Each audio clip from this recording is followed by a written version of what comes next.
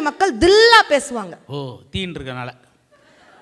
மதுரை மக்கள் மணக்க மணக்க பேசுவாங்க. நான் கூட மலாக்கு படுத்துட்டு பேசுவாங்க. கணவன் மனைவியாய் வாழ்வதில் என்ன மகிழ்ச்சி இருக்கிறது, நண்பர்களாய் வாழ்ந்து பாருங்கள், வாழ்க்கை அப்பொழுதுதான் மகிழ்ச்சியாக இருக்கும். ரொம்ப அழகான ஒரு கவிதை. ஒரு நாக்கின் சுவையில் ஒரு நகைச்சுவை. Thank you sir. என் வீட்டுக்காரெல்லாம் என்ன வச்சாலும் பாராட்டிடுவார். பாவம், அவ்வளோதான். சூடு சோறு விட்டுட்டார், மெச்சூரிட்டி ஆகிட்டார்.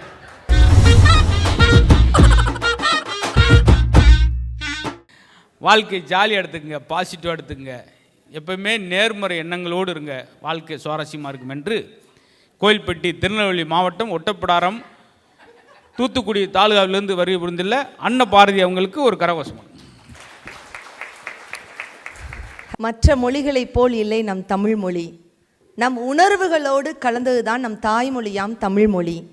வலிக்கையில் அ ஆ, சிரிக்கையில் இ ஈ, காரத்தில் ஊ, கோவத்தில் ஏ ஏய், மகிழ்ச்சியில் ஐ, ஆச்சரியத்தில் ஓ ஓ, வக்கணையில் ஔ, விக்கலில் என்று நம் உணர்வுகளோடு கலந்ததுதான் நம் தாய்மொழியாம் தமிழ் மொழி என்று சொன்னால், அப்பேற்பட்ட சிறப்பான தமிழ் மொழிக்கு வணக்கத்தை தெரிவித்துக் கொண்டு தண்ணி எடுத்துட்டு மேடம், பாவம் என்ன பேசுறது தொடர்ந்து விக்கிருச்சு. நீங்க ஒரு நடுவர்னு நிரூபித்துக் கொண்டிருக்கிறீர்கள் மணிக்கு ஒரு முறை.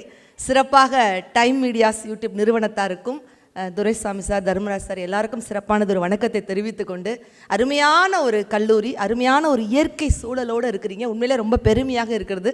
10ஓட 11 வாழ்றதை விட 10ஓட 11 வாழ்றதை விட கெத்தோட தனியாளாக இருப்பது தான் கேபிஆர் கல்லூரி என்று நிரூபித்துக் கொண்டிருக்கக்கூடிய அத்துணை மாணவ தங்கங்களுக்கும் சிறப்பானது ஒரு வணக்கத்தை தெரிவித்துக் கொண்டு, சிரிப்பு சிறந்த மருத்துவம், சிரிப்பு சிறந்த மருத்துவம், சிரித்தால் புரியும் மகத்துவம் என்று சொல்வார்கள்.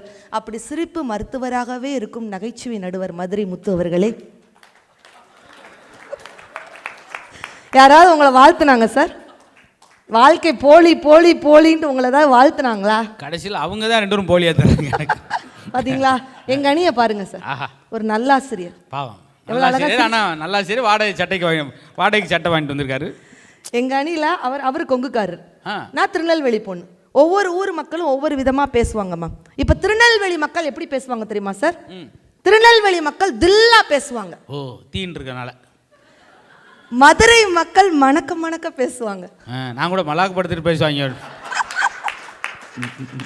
திருச்சி மக்கள் தெரிச்சு பேசுவாங்க. ஏன் தெரிச்சு என்ன எண்ணெய் சட்டிக்குள்ள கிடந்தாங்க? இதெல்லாம் ஏமா தீக்கு ஏதாவது ஒன்று போட்டு விடாங்கம்மா. இவர் என்ன பெருந்துருக்காரு, பேப்பன்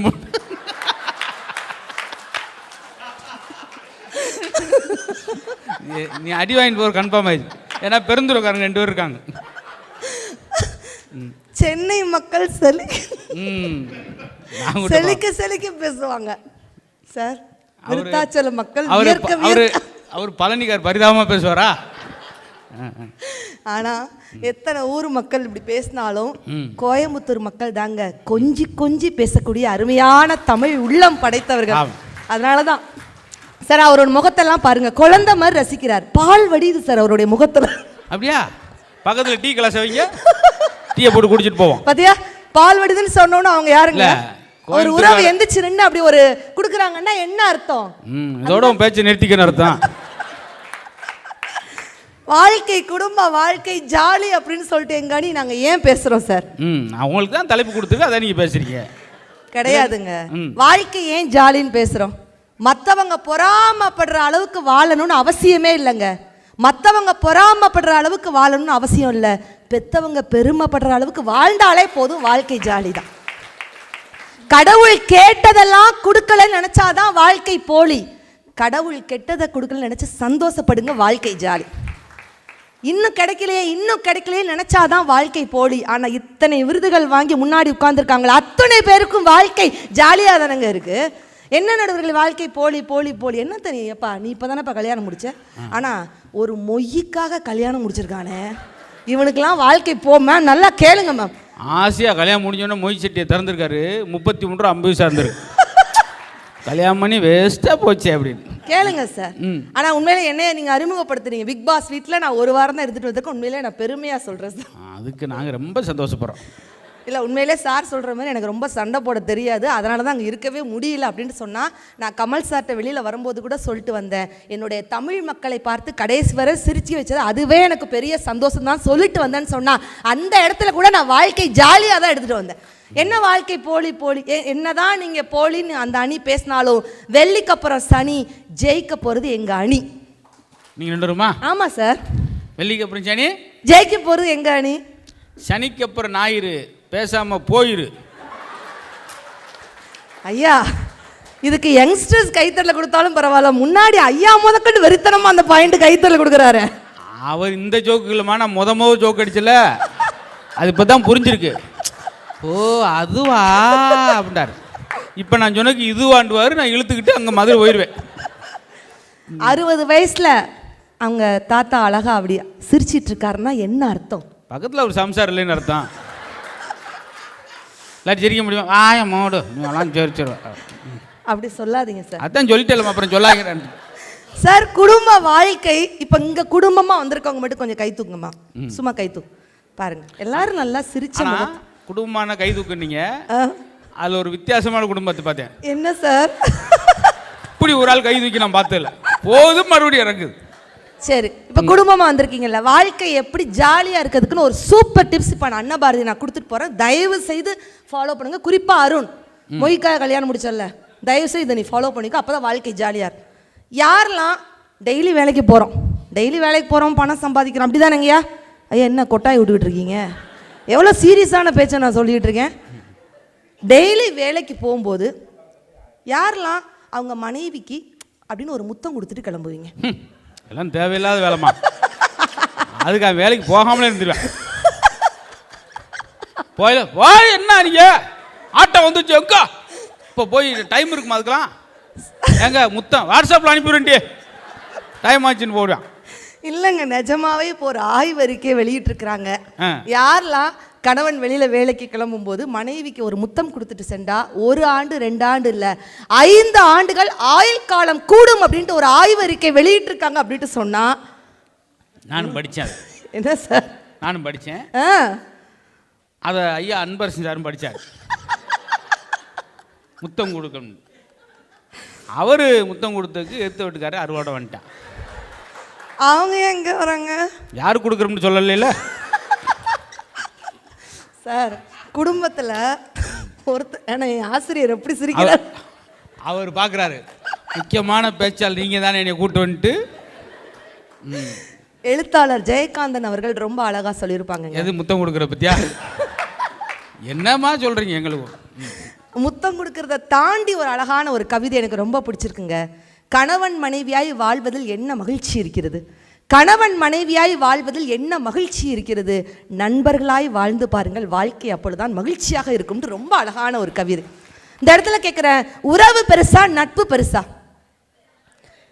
நட்புன்னு சொல்றவங்க ஒரு ஜோரா ஒரு கைத்தறி கொடுங்க பார்க்கலாம். ஏன் நட்பு? முன்னாடி திருமணமானவர்களும் நட்புன்னு தான் கைத்தறி கொடுக்குறாங்க. ஏன் இந்த உறவுக்கும் நட்புக்கும் என்ன வித்தியாசம் தெரியுமா? ஒரு ஆள் நட்புன்னு சொன்னா யார் தெரியுமா? யார் சார்? அன்னபாரதியோட டிரைவர் அவர். ஏன்னா அவங்கள எடுத்து பேசினா 2 மாதம் சம்பளம் கட்டு. இப்படி இவ்வளோ மைன்யூட்டாக சொல்லாதீங்க சார். இந்த உறவுக்கும் நட்புக்கும் என்ன வித்தியாசம்? ஏன் நட்பு கைத்தறி கொடுத்தாங்க தெரியுமா?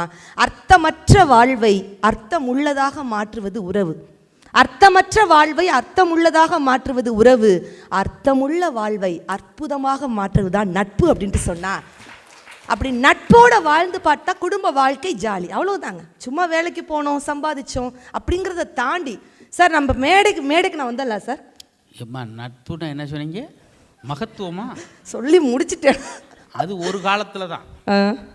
இன்னைக்கு அப்படி நட்பு இருக்கா மேடம்? ஃபோன் பேசுங்க, மாப்பிள்ளை எப்படி இருக்கா? நல்லா இருக்கேன். மருமை என்ன சரி நல்லா இருக்கு, என்ன படிக்கிறாரு, எப்படி மார்க்கில் எப்படி போகுது? சரி இது வரைக்கும் சரி செஞ்சுக்குப்பேன். மாப்பிள்ளை ஒரு 20,000 ரூபாய் கேட்டிருந்தேன். ஹலோ மாப்பிள்ளை ஹலோ மாப்பிள்ளை கரகரண்டு மாப்பிள்ளை ஃபோனு மாற்றன்னு நினைக்கிறேன். டக்குன்னு கட் பண்ணான். அவன் போன மாத்திரை ஒன்றையவே மாத்திரை முடிவு பண்ணிட்டான். வாங்க மாப்பிள்ளை பீரோ எடுப்போம்னா 10 பேர் வராங்க. சரி வா மாப்பிள்ளை அந்த பீரோ தூக்குனா ஒருத்தர் வர மாட்டேங்கிறான். முதுகு பிடிச்சிருக்கு மாப்பிள்ளை. ஒரு காலத்தில் இருந்துச்சு நல்ல நட்பு. ஆனால் நடுவர்னா எல்லாத்தையும் நான் திருத்திடணும். சும்மா நான் என் பாட்டுக்கு கேட்டு போயினேன். ஆனால் எங்கள் குடும்பத்தில் மகிழ்ச்சி இருக்குது, சந்தோஷம், பீரிட்டு பொங்குது சார். பார்த்து ரொம்ப பொங்கி எடுத்து வீட்டில் முழிக்கிறோம். எங்கள் வீட்டுக்காரருக்கெல்லாம் நான் தான் சார் உலகம். அப்புறம் உலகம் என்ன கேள்வி என்னைக்கு வாட்ஸ்அப்பில் கட்டிருந்தாரு பார்த்தீங்களா? மேடம் இதுக்கு சிரிக்காதீங்க மேடம். வரிசையில் உட்காந்து குலுங்கி சிரிக்கமா. என் ஜோக்குக்கு ஒரு ஆளாவது சிரிக்கட்டுமாம்மா. ஒரே ஆள் கஷ்டப்பட்டு சிரிக்காங்க மேடம். அப்புறம் நான் மயானகரில் நின்று பேச முடியும். இல்லை, நான் எப்படி அன்பு நிஜம் இந்த இடத்துல ப்ரூஃப் பண்ணி காமிக்கிறேன் சார். இப்போ நம்ம கார்லேருந்து இந்த மேடைக்கு வர்றதுக்கு எவ்வளோ நேரம் ஆச்சு சார்? ஒரு 5 நிமிஷம். அந்த 5 நிமிஷத்தில் என் வீட்டுக்கார் 5 தடவை சிச்சுக்குன்னு வீடியோ கால். என் ஃபோன்லாம் அந்த மாதிரி சவுண்டு வரலையே. பக்கத்தில் போனா பண்ணி சுச்சுக்குன்னு தூங்க விடாம வீடியோ கால் பாசம்.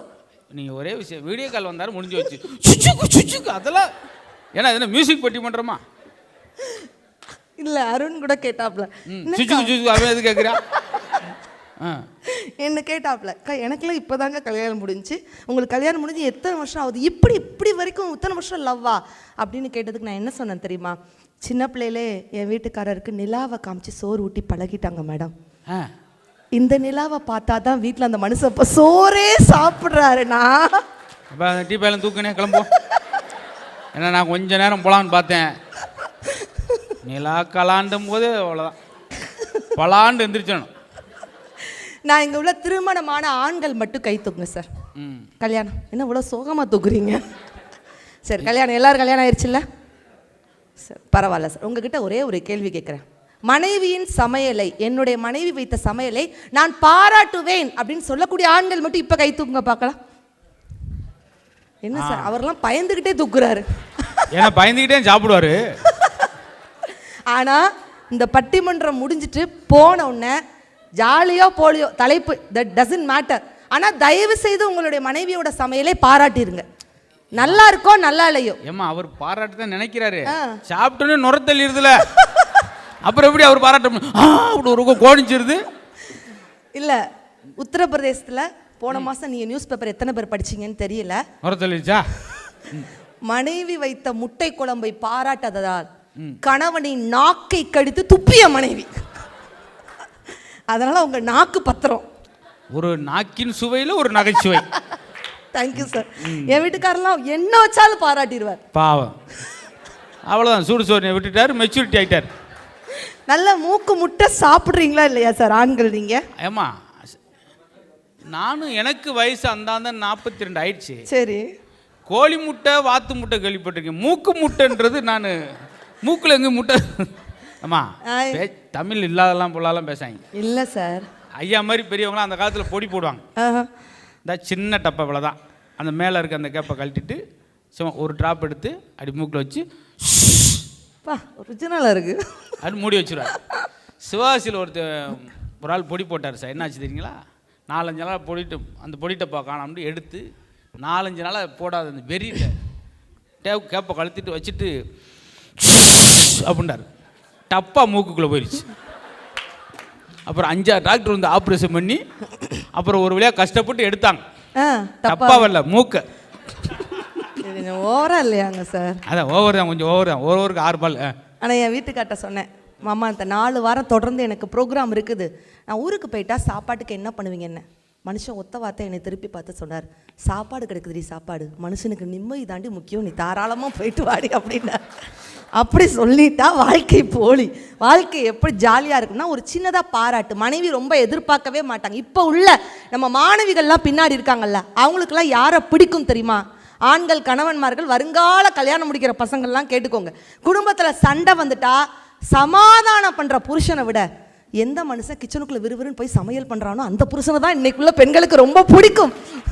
பார்த்தியா, தனியாக கைத்தட்டல் அங்கு மட்டும் வருது. அப்போ யோசிச்சு பாருங்க சார். வள்ளுவர் அழகாக சொல்லியிருப்பார், ஏன் சின்ன சின்ன பாராட்டுதல் குடும்பத்தில் இருக்கணும்னா, நயனோடு நன்றி புரிந்த பயனுடையார் பண்பு பாராட்டும் உலகு. ஒரு சின்ன பாராட்டு ஒரு எவ்வளோ குடும்பத்தில் பிரச்சனை இருந்தாலும் மாற்றிடுங்க. இந்த தீக்குச்சியும் தீப்பெட்டியும் பேசிக்கிடுச்சான்.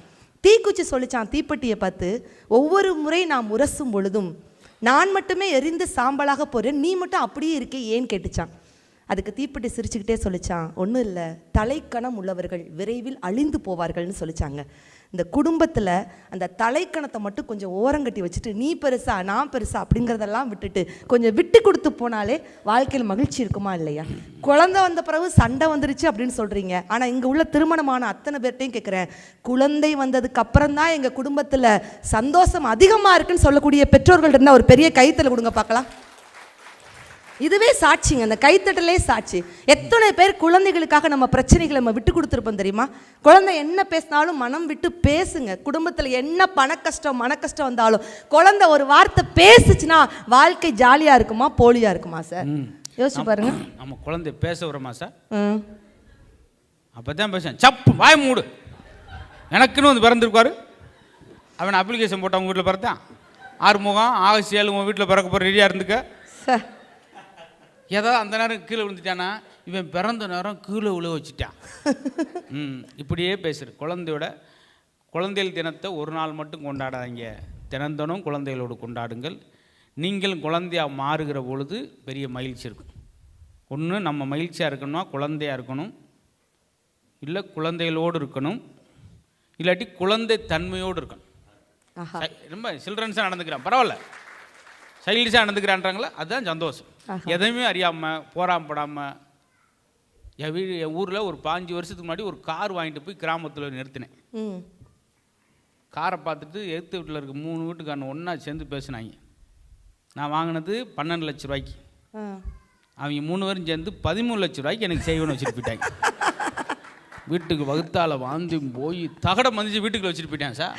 நானும் உங்கள் அப்பாவும் நைட்டெல்லாம் தோன்றேன் தகடை எடுக்க. தண்ணி வருது, பெட்ரோல் வருது, தகடு வரல. அப்படியெல்லாம் வாழ்கிறவங்க மத்தியில் இப்படி அடுத்தாலாம் சார் நமக்கு பிடித்தவர்களாக நம்மோடு இருக்க வேண்டும் என்று நினைப்பதை விட நலமோடு இருக்க வேண்டும் நினையுங்கள். நம்ம நலமோடு இருப்போம். காலையில் அதான் அவங்க சொல்கிறாங்க. எதுக்கு சார் எப்பயுமே ஒரு நாளை வாழ்க்கை நம்ம கையில் இல்லாத போது எதுக்கு?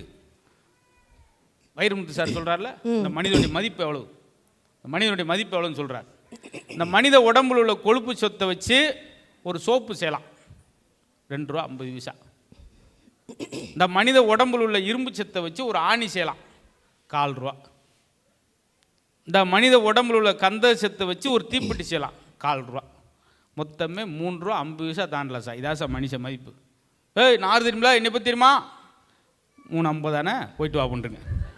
இனிமேல் சொன்னாண்டா ஒரு ஆட்டுக்குட்டி எப்படி மேடம் அறிமுகப்படுத்துகிறோம், ஒரு ஆட்டுக்குட்டி எப்படி மதிப்பிடுவோம் சார்? சார் 17 கிலோ இளம் ஆட்டுக்குட்டி, கொழுப்பே கிடையாது, அழகாக இருக்கும், சாப்பிட டேஸ்ட்டாக இருக்கும். ஒரு ஆட்டுக்குட்டியை அதனுடைய எடையை வச்சு அறிமுகப்படுத்தும். கோழி எப்படி அறிமுகப்படுத்தும்? நாட்டுக்கோழி சார், முட்டைக்கோழி நல்லா இருக்கும், எண்ணெயே ஊற்ற தேவையில்லை. கோழி 2 கிலோ வெடக்கோழின்றோம். மனுஷனை அப்படி அறிமுகப்படுத்துவோம். இந்த முனியாண்டிங்க 47 கிலோ, தொடக்கறி பிரமாதமாக இருக்கும், இப்படி அறிமுகப்படுத்த முடியும்? அதனால் நல்ல மனுஷன் சார். சார் முனியாண்டி அவர்கிட்ட போனால் நேரம் போரே தெரியாது சார், கள்ளங்குடம்லாமல் சிரிப்பார். அவன் சொல்கிறோம் இல்லையா, அதைத்தான் அவங்க சொல்கிறாங்க. பாசிட்டு வாருங்க. Super madam. ஒரே ஒரு விஷயத்தை மட்டும் நான் சொல்லி முடிச்சுக்கிட்டுறேன். இந்த கணவன் மனைவி உறவு வந்து ஆரம்பத்தில் பிரச்சனை இருக்க மாதிரி தான் தெரியும். பொதுவாக பட்டிமன்ற பேச்சாளர்கள் ஃபேமிலி அப்படின்னா என்ன அர்த்தம், எவன் பேமொழி முழிக்கிறானோ அதான் ஃபேமிலின்னு ஈஸியாக நகைச்சுவைக்காக சொல்லுவாங்க. ஆனால் ஃபேமிலிங்கிற உண்மையான விளக்கம் FAMILY, father and mother in love with you. அதுதான் உண்மையான விளக்கம் என்று சொன்னால், அப்பா அம்மா, அன்பு காட்டும் அம்மா, அறிவூட்டும் அப்பா, பேர் சொல்லி கொஞ்சம் தாத்தா, கதை சொல்லி தூங்க வைக்கிற பாட்டி, குடும்பத்துக்காக சண்டை போடுற அண்ணன் தங்கச்சி அக்கா தம்பி, அத்துணை உறவுகள் இன்றைக்கும் நம்ம நாட்டில் தான் இருக்குது. வெளிநாட்டிலலாம் அந்த சொந்த பந்தம் இல்லை.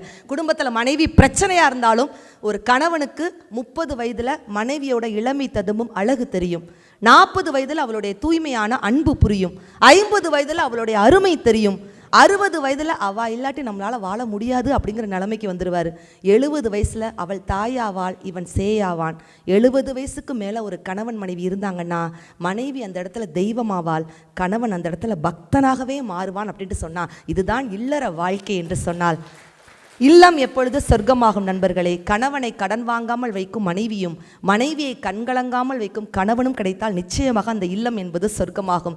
தாயை புரிந்து கொள்வதற்கு மனைவியின் வருகையும் மனைவியை புரிந்து கொள்வதற்கு நோயின் வருகையும் வேணும் அப்படின்ட்டு சொல்லுவாங்க. அதனால் வாழ்க்கையில் என்ன பிரச்சனை வந்தாலும் தயவு செய்து வாழ்க்கை போலின்னு மட்டும் தீர்ப்பு கொடுத்துடாதீங்க. ஏன்னா சில காயங்கள் மருந்தால் சரியாகும், சில காயங்கள் மறந்தாலே சரியாகும். அவ்வளோதான். கவியரசர் கண்ணதாசன் ரொம்ப அழகாக சொல்லியிருப்பார், வாழ்க்கை என்றால் நாள் 1000 இருக்கும், வாசல் தோறும் வேதனை இருக்கும்.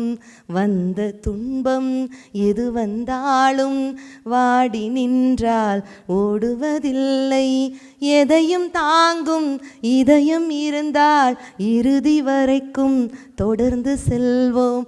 மயக்கமா கலக்கமா மனதிலே குழப்பமா வாழ்க்கையில் நடுக்கமா. ஏன் நான் 80 வயசு ஆச்சு இருந்திருந்த அவரை பார்த்து நன்றி. அழகாய் அமைவதெல்லாம் வாழ்க்கை அல்ல, அமைவதை அழகாய் மாற்றுங்கள். வாழ்க்கை என்றென்றைக்கும் ஜாலிதான். நன்றி, வணக்கம் நண்பர்களே. நல்ல பாயிண்டெல்லாம் தொகுத்து சொல்லிட்டு நிறைய ஒரு பாட்டும். இதுதான் தன்னம்பிக்கை வளர்த்துக்கிறது எப்படி. கண்ணாசவன் சொன்ன ஒரு பாட்டும் அதில் இருக்குது. எல்லாத்தையும் முடிச்சிட்டாங்க.